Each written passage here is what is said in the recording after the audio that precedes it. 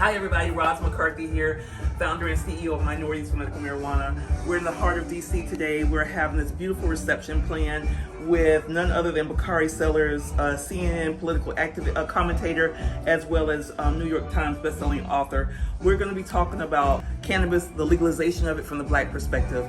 I invite everyone, if you're in D.C., come see us. We're at Lima Twist, Lima Twist, right here in the heart of D.C. Free all night from 6 o'clock to 9 p.m. We're going to have a just engaging discussion, but we're also going to be networking, talking to one another, thinking about ways that we can change policy and make sure it's coming from our perspective. So yes, I encourage you to come, support. If you can't be here, get plugged into M4MM. Make sure you're a member. Make sure you're following us. Make sure you're participating, volunteering, whatever you can do, just do your part. Thank you guys.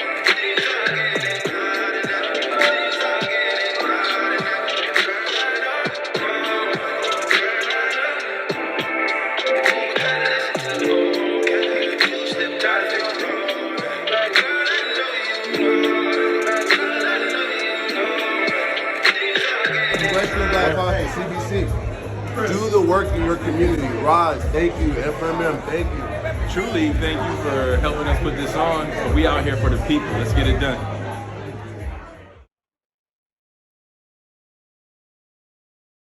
Policy perspective, truly. And so when people ask me, for example, why were African Americans and Native Americans the two demographic groups that were adversely affected the most by COVID, I then have to give them this peel back policy example. I grew up in Denmark, South Carolina, where we had a food desert. Now, I don't know if you all know what a food desert is, but a food desert is where you have to go more than a mile to get access to fresh fruits and vegetables. And when you don't have that access, what you do is you go in and you buy processed meats. Or even a better example is you go in and you get those 10-cent pack of Kool-Aids and you get the sugar, and then you mix it and you mix it together, and instead of getting the Whole Foods juices, you're drinking the sugar, and then you know what you end up with, as we call it down south, you end up with the sugar. You end up with these preventable illnesses. You end up with preventable illnesses like the sugar. You end up with cardiovascular disease. You end up with in South Carolina, for example, there is a dot on the map where you can pinpoint the highest instances of amputations in the entire world. You couple that with the fact that you don't have access to quality care, where you have to drive 30 or 45 minutes to your nearest healthcare provider, or you have communities that don't even have or counties, for example, that don't have an OBGYN.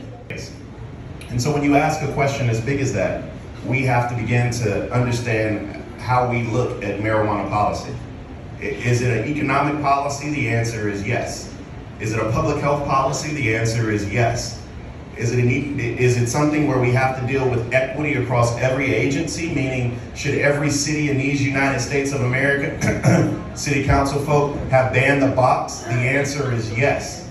Because there's no reason somebody who's 25, 26 years old cannot get employed by your city or your state agency or your municipality because they have a simple possession of marijuana. We have to be able to examine the healthcare benefits of that. And then we can't have it like Ozempic, because what happens with Ozempic is all the like the fat white people get access to Ozempic, right? And they're using it up and taking it and doing all of these other things. But if it's good for us from a public health perspective or even a health perspective, we have to make sure we have access to that. And then the individuals who are selling that, the individuals who open dispensaries, it's not just about whether or not you can get a license, it's about whether or not you can get access to capital. But we know that we want to look at policy in a holistic. We want to address the ills and some of the harms from the war on drugs. But we also live in a very political R versus D climate. How do we get past having a great bill like safe banking, but being able to add social justice reform without it being like not being able to get the support and the votes that are needed? And it's social justice reform. And a lot of the things that we do are in the way that we phrase or message things. A lot has to do with the way that we present things to people who may not look like us or agree with us. You asked a really good question. And I want to just go to the fact that when we're looking, for example, at SAFE, or we're looking at some of these other national initiatives, we have to make sure that we're building relationships like we're doing with anything else. We have to make sure that when we're talking about this, it's about the economics of it, it's about the equity of it. It's not just about, one of the things we say down south, and you can steal it, but usually what a lot of black folks say in the South is if you're not at the table, you're on the menu. Yeah, that's right. And so we have to make sure that our leaders, particularly at CBC, understand the issue and understand its import. This isn't necessarily about just freeing low-level offenders from prison. This isn't just about our pocketbooks. This isn't just about the health benefits. This isn't just about the fact that we can actually expand your economic base and your tax-paying base in your cities and communities. It's about all of those things. This initiative, that's when we sell ourselves short. This is about justice in a lot of different aspects. And so one thing we have to do is begin to meet our elected officials where they are and find out what they love, find out what they like, find out who they appreciate, find out why they appreciate that person. Begin to understand them on issues that are outside. A lot of people in this room who are marijuana or cannabis advocates only talk to elected officials about marijuana or cannabis. And that means you're not the most effective messenger for our industry. You have to be willing to actually talk to them about other things. And even if it is just a thank you or let me buy you a drink and say, man, that vote you took last week on whatever it may be was courageous, at least build that relationship. So then when you have a conversation with them about the buckets of justice that cannabis represents, maybe they will listen to you. Man, it's powerful. So powerful. We have an empathy deficit in this country. I mean, I think we can diagnose the problem quite easily. Nobody really cares about the plight of other people. And people ask me, for example, whether or not it's crime in our own communities or whether or not it's state-sanctioned violence against, I was on a flight early today with felonious Floyd, with George's brother, or whether or not it's witnessing a black man with a knee on the back of his neck for 9 minutes actually crying out for his mother. The commonality is that we really don't, in this country, give people the benefit of their, and when you think about it on a very fundamental level, when you don't give people the benefit of their humanity, they're allowed to treat you as less than. And we are very violent in the way that we miseducate, particularly black folk. We're very violent in the way that we don't provide health care. I mean, my wife nearly died while giving birth to our twins. She spent the first 36 hours of her life in childbirth. in ICU after she gave birth to them. The unique part about that story is there are probably other black women in this room who can either tell you that story was them or had a girlfriend or a line sister whose story that was them, and they will tell you that across socioeconomic platforms, black women are still 3 to 4 times more likely to die during childbirth than their white counterparts. The reason I say that is because there is a lot of hate, particularly in our political discourse. And my grandmother, you'll appreciate this, my grandmother once had a saying, old people say stuff that don't make no sense. My grandmother once said that you can't fall off the floor.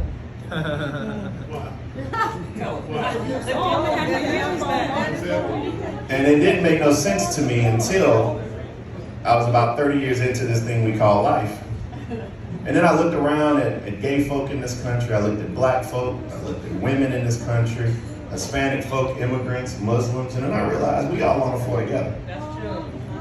And I said the only way that you can get up, and this is when I'm not here yet, so this is purely aspiration. I began to think about this thing called love, which is weird. I know I'm not high, but I'm telling you how I think. And I would always tell folk that we cannot get up off the floor together unless we rededicate ourselves to this principle of loving our neighbors even when they don't love us. That's right. Now that's a damn hard concept, okay? That's why I said I'm not there yet. And when you think about this within our own community, a lot of it starts with loving ourselves. And the unique part about this is we have a president of the United States whose own son is battling addiction. Because you're always an addict. And he has his own son battling addiction. And so it's touching households. And we see the way that white folk with opioid addictions are treated versus the way our fathers and uncles were treated. Preach. Right? And we see this, I mean, it's not difficult to see the discrepancy or the difference in the way that people were treated with the same word that was attached to their spirit, which was addict. And so what we have to do in our own communities is begin to sit these folk down and say, look, instead of coming from a place of misunderstanding or despair or hate or ignorance, which a lot of it is I need you to come from a place of understanding and love. That's right. That's right. The big companies, how do we make people understand that we're all in this together? And what we need to look out for is the big corporations that eventually, at some point in time, your thoughts on that? You just got to be proactive. I mean, a lot of times in policy, we're very reactive. We wait until something happens to us, and then we try to change the circumstances around us, and then usually that's too late. And so one of the things I would suggest that we do is, and I know how difficult this can be, is we all understand the end game. And let me just tell you that legalization is coming. Y'all hear me? Tell them again. Legalization is. Arizona's legal. Arizona's legal. Arizona's legal. I don't listen to Arizona. They still count ballots from 2020.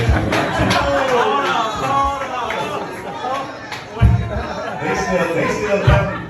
They got Kerry Lake is the governor in Arizona. Legalization is coming, and the question is, how are you going to be prepared for it? How are you going to be prepared for it? What are we going to put in place from the SAFE Act to making sure that the SBA has programs after? So let's say, for example, they reschedule marijuana on a federal level. How are we going to treat that across federal agencies? Are we thinking about that? Are states prepared to handle those resources that come? Are your law enforcement agencies prepared to deal with that? What about the grants, those will be grants from DOJ that will come down to law enforcement agencies? I mean, just think about all of those things when we're having this battle. And I think the battle versus big and little, if you can just level set with someone and say, look, I hear you, I know your perspective, I know what you want is profit share, profit margin, I get that. But let's at least find something we can work together on so we can be prepared for when that happens. Yeah, absolutely. Yeah, I love it.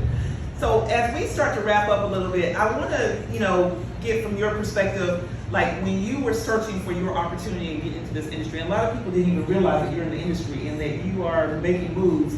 How did you identifying your partner, identifying where you want to be in this industry? Because how many people out here are in the industry and you're either going to be a licensed operator or you're looking to do something in the industry? Raise your hand. Raise your hand. Hi. Yep.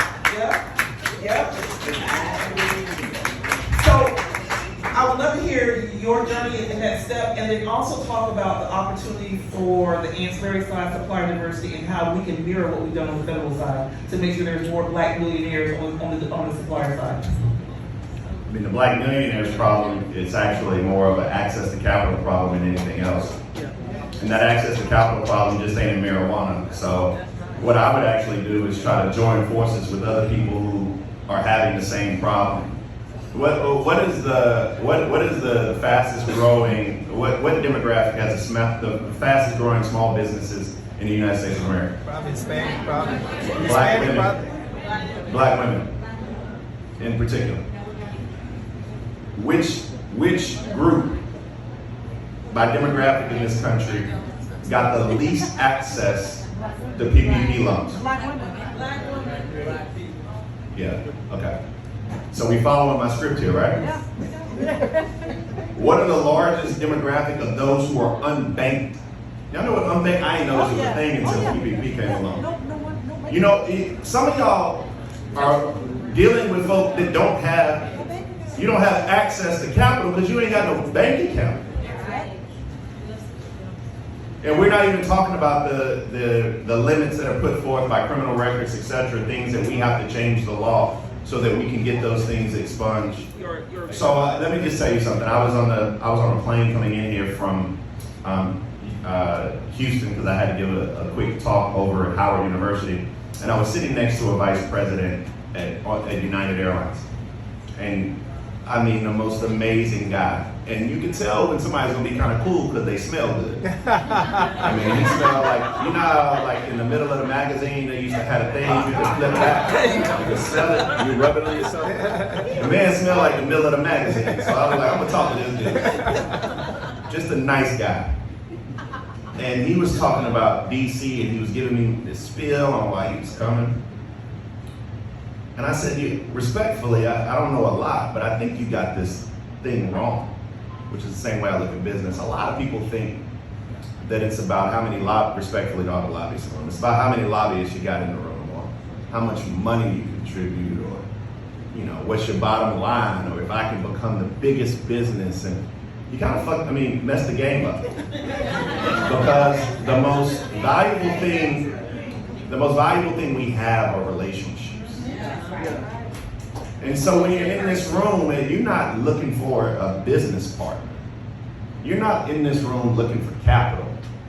You want to build relationships with these folks. Because at the end of the day, whoever you meet in this room, they may not ever be joining you in some struggle to change the laws in marijuana. They may not be one of your Series B or C investors, but those relationships will last a lifetime. That is the most powerful thing you have in the American political system, which is why this thing has never been destroyed, which is also why we've been locked out of it so long. Yeah.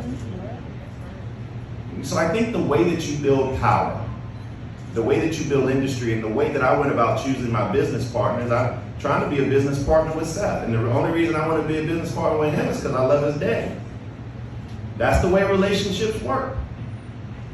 I mean, I went in marijuana with Charlamagne because he's from Moncks Corner, South Carolina. Yes. Y'all be careful with her, she got blades. But I will tell you that the reason we went in this together is because of our relationship. Yeah. The most dynamic political figure I've ever met in my life. And I say this because you don't find many politicians or orators or whatever who'll tell you somebody had more political skill. The person who I will tell you to the day I die had way more political skill than I was a young man named Andrew Gillum. And he introduced me to Pittman. And so it's those relationships that keep you going. Pittman introduced me to Nikki Fried. I was down there just pissing in windmills supporting Nikki Fried for governor. I was the only one down there. But now she is the chair of the Florida Democratic Party, and she is a friend of this industry. Now there's nowhere in Florida I cannot go and say that I can't maneuver around. Nobody supported Jevin Hodge down there except these folk. That's right. And Jevin Hodge came within a half a percentage point of being a United States congressman, a black guy from Arizona. Yeah. So what I'm telling you is that while we get caught up in a lot of these things, the most valuable thing that you can create in this room, and when you go out, if you want to excel in anything that has to do with politics or business, is relationships. And I'm going to end this conversation where I began, which is to simply say thank you all. But I'm not going to thank you for everything you've done to this point. And I'm not going to thank you for everything that you are at this moment. I'm going to thank you for everything that you will do. So thank you, and God bless you all.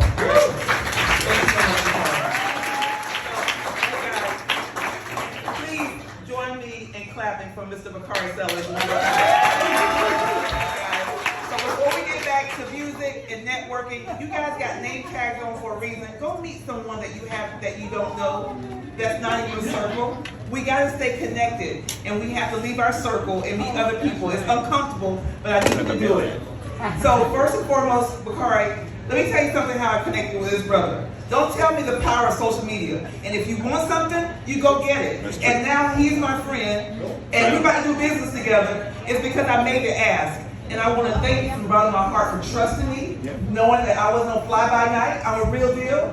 And Nicole, can you help me? She sent me a DM on Instagram. And I had to click on her profile to see if this was real. And she said, I want you to come speak at this event. She said, do you have any people that can handle it? I gave her my personal email address, and the rest is history. You ain't got to be difficult with everybody to get stuff done. Absolutely. So on behalf of M4MM's, Minorities for Medical Marijuana, on behalf of our sponsors, Truly and Cresco, we thank you. You are our 2023 champion for change. We appreciate you so much. Yes.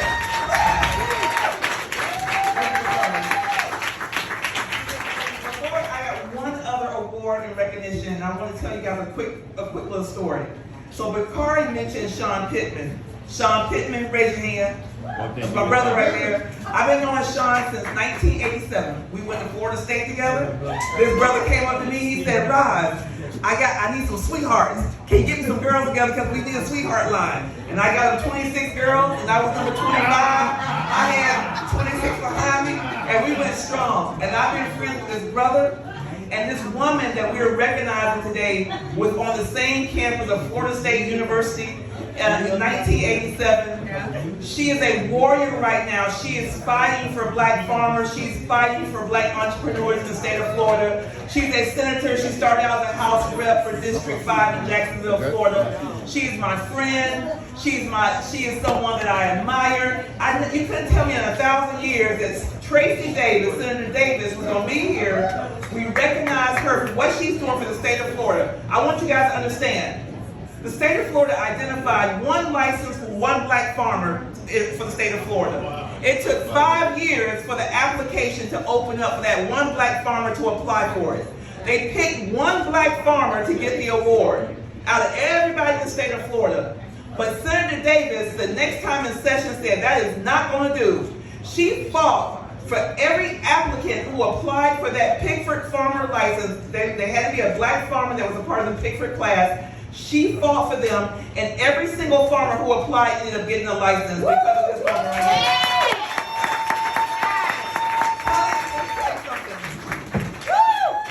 Listen, sister, I'm so proud of you. I knew you from back when. I'm so proud of what you've done, Tracie. It's amazing. And I want to tell you, when you out there and you fighting that fight for us, don't stop. We got your back. We love you. Thank you for what you're doing. Thank you for the state. The state of Florida should be thanking you for what you're doing. And listen, it's a lot to be in politics and be a politician and put your political capital, put your energy behind something, and we just appreciate you and we love you.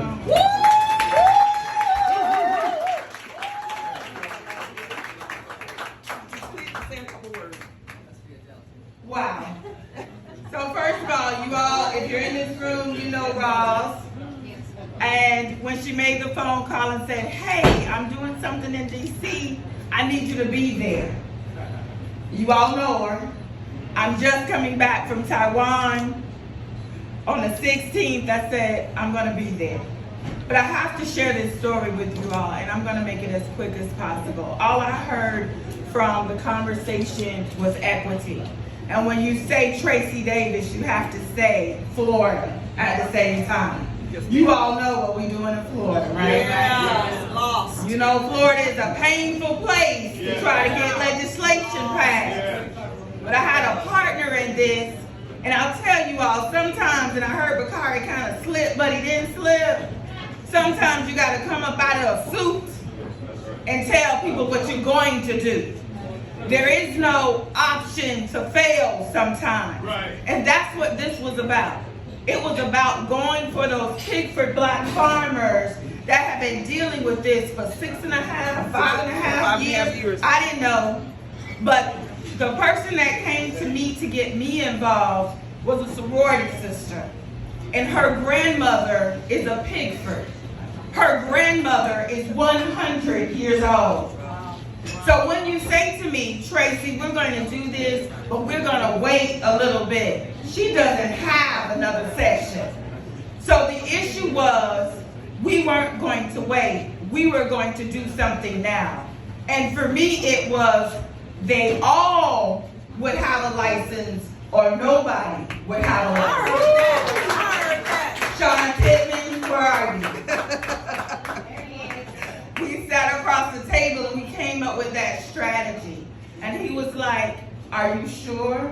And I was like, sometimes you just gotta have on concrete boots. And I say, I'm damn sure. Sometimes you just gotta be about it to get what you need. I love this room. I'm so energized. I'm so surprised that we're here. I'm so thankful because all I was doing was fighting for a 100-year-old woman to have generational wealth for her family. And so the blessing was 11 more people benefited from what I was doing. So thank you for tonight. Thank you for what you're doing. And I tell you this. If we can get the governor of Florida out of there. to sign, that's another conversation. If we can get the governor of Florida to actually sign this bill, because that's what he did. And it allowed these farmers 90 extra days to be given to cure their deficiencies, and after that, they will be issued a license. Woo! If we can get the governor of Florida to do that, then you can get this done in your state. And I'm here to help you and push you, and you know Roz is here every day, all day.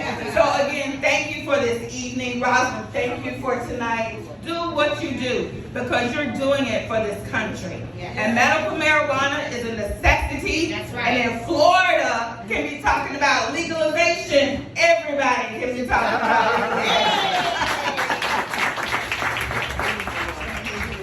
You guys help me to clap it up for Ms. Senator Tracie Davis from the great state of Florida, District 5, representing Jacksonville like no other.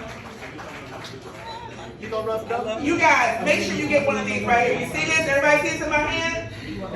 This is our cannabis policy brief. This was supported by our good friends at Cresco and Truly to help us put this together in conjunction with, where's Banks and Company? Banks and Company? Banks and Company? I need everybody to understand. I need everybody to raise, look at this man right here. There is a black-owned lobbying policy firm that focuses on the cannabis industry. Go do business with them. Do business with them. Because they get it done. They help and they support putting this together. They work with M4MM on a daily basis. And we have to work with our lobbying firms and our policy firms. Make sure everyone gets a copy of this brief. You need to get this. They got details. All right, guys. Thank you so much and have a good night. Had the best night tonight at Minorities for Medical Marijuana Congressional Black Caucus event. It was incredible. Met people from all over the country, business owners, minority business owners, people in the cannabis industry, people who have had struggles, people who have had great successes. It's really the premier event, in my opinion, for the CBC. I can't wait till next year. Roz McCarthy and her whole team. It's just really something special, the way that they have brought the cannabis industry together. And with them as our partners, we have no boundaries. She kills it. Minorities for Medical Marijuana kills it. I'm so excited to keep working with them. Just a fantastic event tonight. Thank you.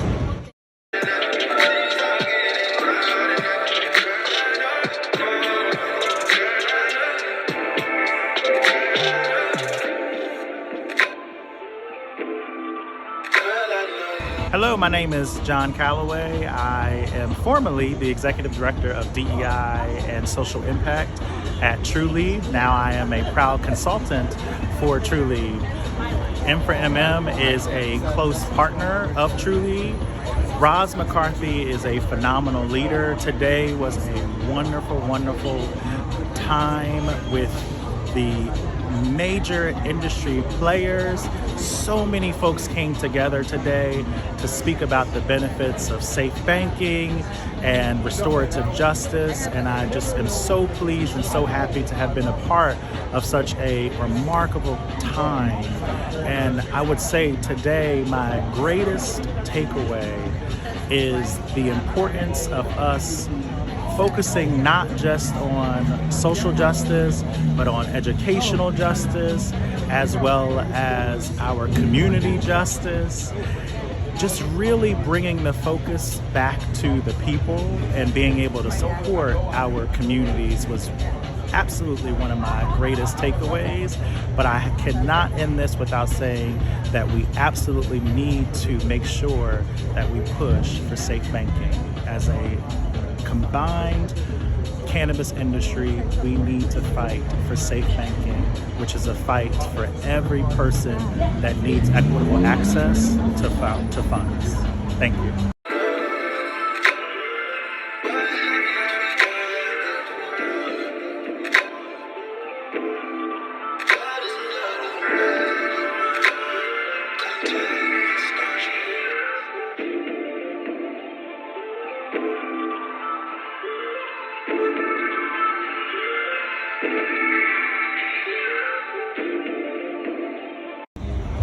Roz McCarthy, it's your boy Todd. I'm just gonna say this: powerful, powerful, powerful. I watched you from the beginning and supported you from the beginning, and to see how far you have transcended in this industry is crazy.